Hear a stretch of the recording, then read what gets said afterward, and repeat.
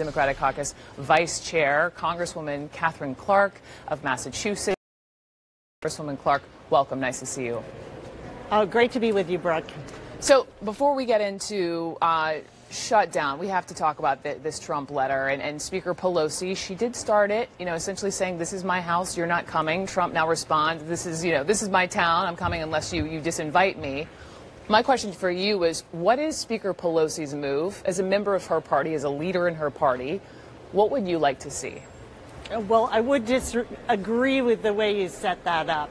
Trump has started this by shutting down government, telling our federal workers they're no longer going to be paid, often for key security force positions that they perform to protect the American people. What Nancy Pelosi has said to the president is, think about those people who are going to be protecting members of Congress, the Supreme Court, the Senate, the president himself, if we have the State of the Union during the Trump shutdown when they won't even be paid. I think her proposal is a simple one. Let's find other mutually agreeable dates when government is open. It's my understanding that Speaker Pelosi told members of her caucus this morning not to invite your families to the State of the Union next Tuesday. What was the implication there? Well, I think the implication is we simply don't know when this president is going to acknowledge the pain that this shutdown is causing and do the right thing. Let's open government. Do you think that meant we're not having one? Or he's not coming here? I think it meant that she did not want people investing in travel when we were unsure when this president is going to open government. And what we've seen is the Democrats, we've just taken our 10th vote to reopen government. First, we tried to give the Senate the bills they had already passed. Now we are responding to House Republicans who said, let's pass our compromise bills. We just did that. So now it's really up to them. It's up to the House Republicans and the Senate. But hang on, because to be fair to both sides here, the Republicans would disagree, saying, Trump over the weekend put forth this 3-year protection on DACA. Yes, I know that that's something he had ended in 2017, but still, they see that as their compromise, and your party didn't even counteroffer. Because we have been very clear from the beginning. We are willing to compromise. We are committed to enhancing border security. We want to do it in the most effective way possible. But the way we do that is with an open government. What we cannot tolerate is the current situation where the president is asking federal employees, key people, FBI, the Coast Guard, TSA, our air traffic controllers, to come to work without pay, holding up those functions without any acknowledgement of that pain that he's inflicting. Understand. And I talked to a woman yesterday, and she totally puts the blame on Trump. But what about what your colleague, Congressman Peterson, says that Speaker Pelosi should do? He says, give the money to Trump, build his wall, make this stop, paraphrasing, and a lot of freshman Democrats agree with him. So do you think that there are cracks forming in your caucus?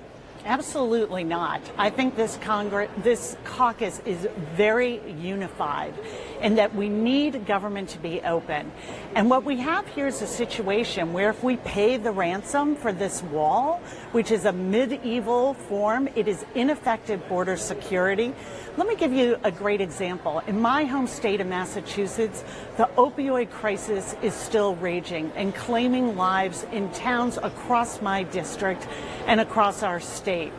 We want to make sure that we are interrupting the flow of heroin and fentanyl into this country. So let's fund ways that will do that effectively.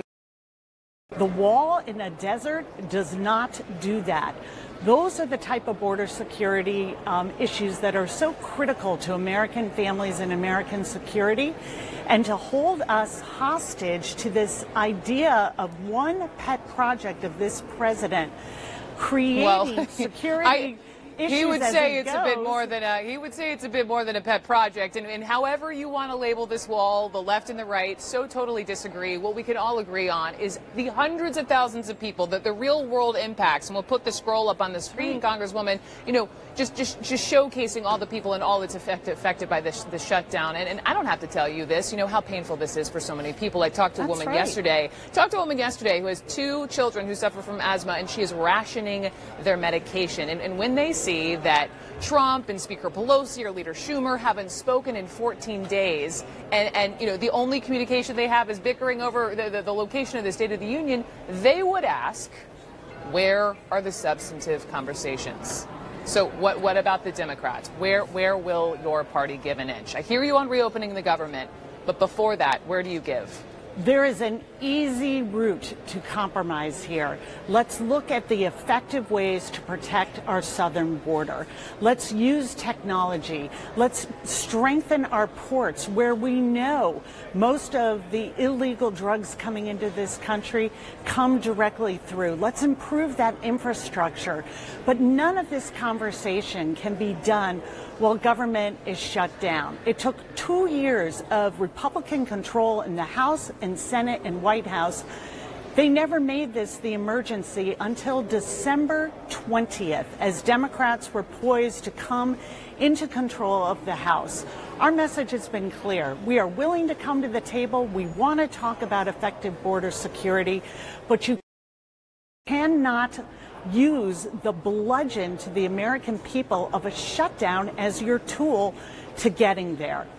Open government, open it for a short period of time, keep pressure on all parties to come to the table, but let's have that negotiation with government open. That's our message. That is what the American people and the Democratic caucus are unified in support of.